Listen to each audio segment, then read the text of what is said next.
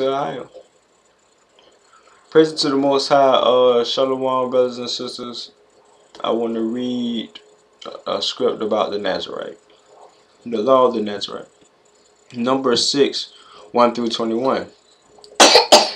And the Lord spoke unto Moses, saying, Speak unto the children of Israel, and say unto them, when either man or woman, it says man or woman, shall separate themselves, to vow a vow of a Nazarite, to separate themselves unto the Lord. He or she shall separate him or herself from wine and strong drink, no drinking wine or strong drink, and shall drink no vinegar of wine. No vinegar, you can't drink vinegar, can't use vinegar, or vinegar of strong drink. It says, neither shall he drink any liquor of grapes. You can't eat the grapes, or nor eat moist grapes or dried. You can't eat grapes. You can't drink wine or strong drink or vinegar. This is just part of the vow.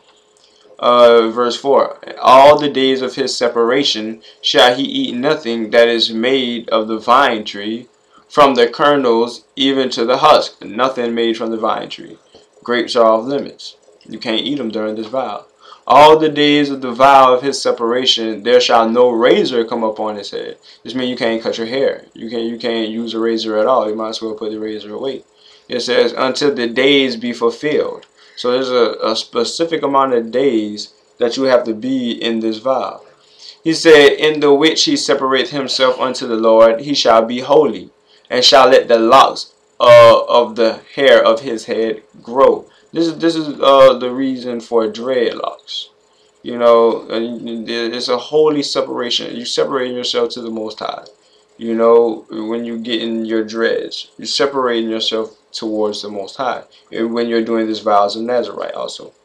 Also, all the days that he separates himself unto the Lord, he shall come at no dead body. He can't touch a dead body.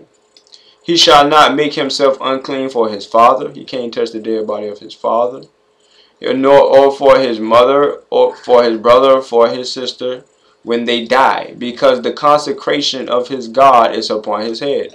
He's basically clean through this vow to the Most High, you know. So, but if he touches unclean, it's like his vow. He has to do his vow all over again. He says, all the days of his separation he is holy unto the Lord. And if any man die very suddenly by him, and he has defiled the head of his consecration, or touched the dead body, then he shall shave his head in the day of his cleansing. On the 7th day he shall shave it. And on the 8th day he shall bring 2 turtle doves or 2 young pigeons to the priest to the door of the tabernacle of the congregation. And the priest shall offer the one for a sin offering, and the other for a burnt offering, and make an atonement for him, for that he sinned by the dead, and shall hallow his head that same day. So that means he sinned. You feel what I'm saying? He touched the dead body. It was a sin because he was in that vow. You know, so he got into the vow that he touched the dead body. You know, now he has to bring a sacrifice to the priest, and the priest have to offer this sacrifice. He shall bring 2 turtle doves or 2 young pigeons, either or of these fowls. He can bring them to the door of the tabernacle of the congregation. And the priest shall offer the one for a sin offering and the other for a burnt offering, and make atonement for him. So this is atonement for doing that sin, because you could die for doing that, obviously, and you have to make atonement for yourself, for that he sinned by the dead, and shall hallow his head that same day. Verse 12. And he shall consecrate unto the Lord the days of his separation, and shall bring a lamb of the first year of trespass offering. So he has to bring another offering. But the days that were before shall be lost. So when he messes up, all the days before his consecration are lost. He has to start his consecration all over again, because his separation was defiled. So touching the dead body defiled how legal or how accepting his offering of the vow would be. So he has to start all over, because the last one was it says defiled. Verse 13. And this is the law of the Nazarite, when the days of his separation are fulfilled, he shall be brought unto the door of the tabernacle of the congregation. This is what happens like he's graduated. And he shall offer his offering unto the Lord, one he lamb of the first year without blemish for a burnt offering, and one youth lamb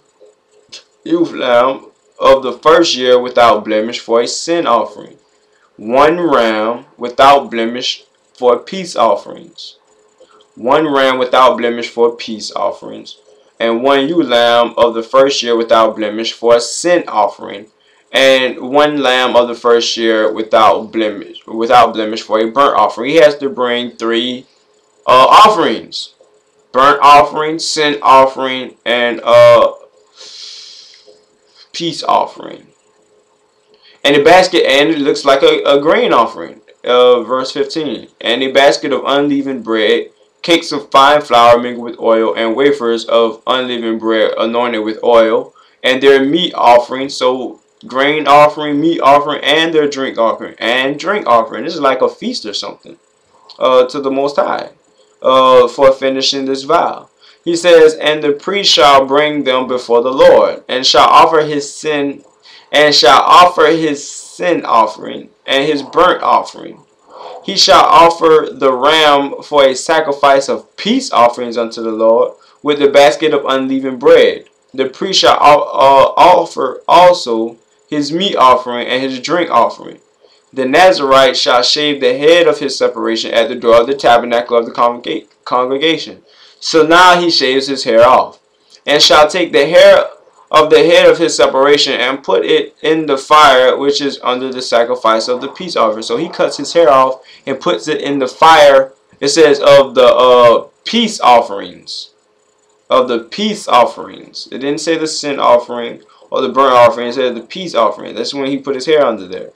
And the priest shall take the sodden shoulder of the ram, and one unleavened cake out of the basket, and one unleavened wafer, and shall put them upon the hands of the Nazarite after the hair of his separation is shaven.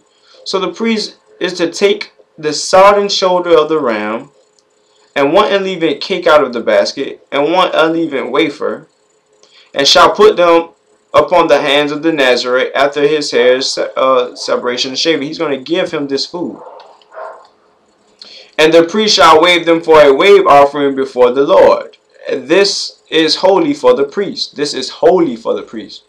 With the wave breast and heave shoulder.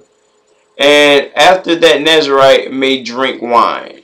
After that, the Nazarite may drink wine. After that, he could drink wine.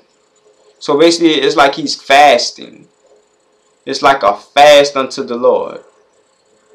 It says, verse 21, this is the law of the Nazarite who has vowed of his offering unto the Lord for his separation, beside that his hand shall give, according to the vow which he vowed, so he must do after the law of his separation. So this is the law of the Nazarite. They can't drink wine. They can't eat grapes. They can't drink vinegar or use vinegar. They can't cut their hair. So they can't do these things. This is a vow. It's like a fast. And he offers, the day he begins to be a Nazarite, he offers, I believe he offers a sacrifice. And then if he messes up, he does offer a sacrifice. He offers basically the vow. You know, saying, I'm going to do this vow. He begins to do the vow. This is a sacrifice. This is a fast, which is also a sacrifice. So he sacrifices when he at the beginning. And then if he messes up, like he touched a dead body, because they can't defile themselves with a dead body. So it says if he defiles himself with a dead body, but I'm taking that in the case of if he defiles himself with any of these things it says not to do. Not just the dead body, not just for touching the dead body, but if he drink wine, then he just defiled his consecration. If he eat grapes, he just defiled it. You know, but it's talking about the dead body as a reason, or as a reason to show you what shall happen, what should happen if this Nazarite defile his consecration. He is to bring offerings, burnt offering, peace offering, sin offering. He's to bring the offerings. And then he has to start all over. It's like the ones before that didn't even count. So that's the law of the Nazarite. If you have any more understanding about it then let me know. You know, obviously I have interest in it if I'm putting it out here for you brothers and sisters like this.